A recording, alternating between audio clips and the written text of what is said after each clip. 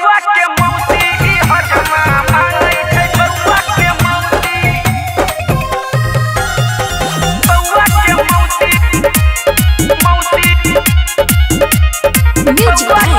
तिवारी मौसी मांगै छै बउआ के मौसी रे हजमा दिलियो तोरा धोती कुर्ता तैयो छौ तोरा कथी पसुरता कथी लगी रे हजमा दिलियो तोरा धोती कुर्ता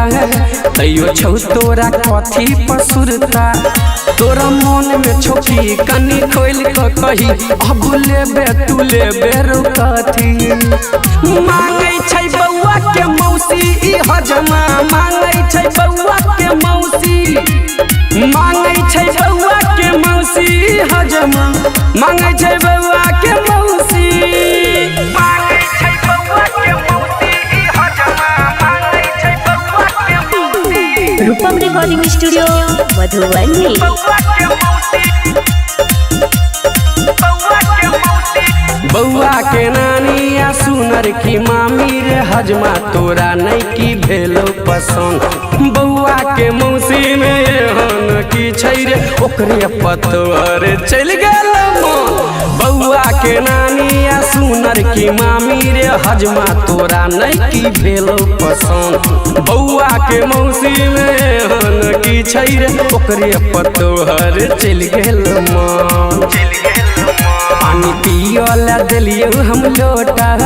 तैयो करे छै किया तमाशा हजमा बड़ छै बेकार खोजे अपन जोगार खारी धारै छै अपन झुलकी मांगै छै बउआ के मौसी ई हजमा मांगै छै बउआ के मौसी मांगै छै बउआ के मौसी हजमा मांगै छै बउआ के मौसी मांगै छै बउआ के मौसी ई हजमा मांगै छै बउआ के मौसी रूपम रिकॉर्डिंग स्टूडियो मधुबनी बउआ के मौसी दाल अचार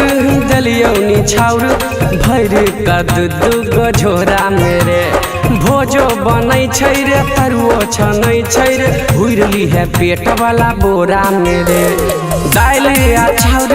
दलियो निछाउर भर कद दुगो झोरा मेरे भोजो बनै छै रे तरुओ छनै छै रे भुरली है पेट वाला बोरा मेरे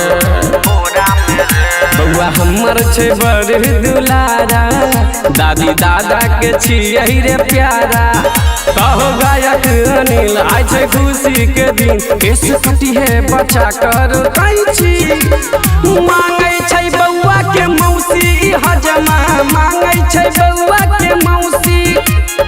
मांगै छै बउआ के मौसी हजमा मांगै छै बउआ के मौसी सदबरो ल जइहे।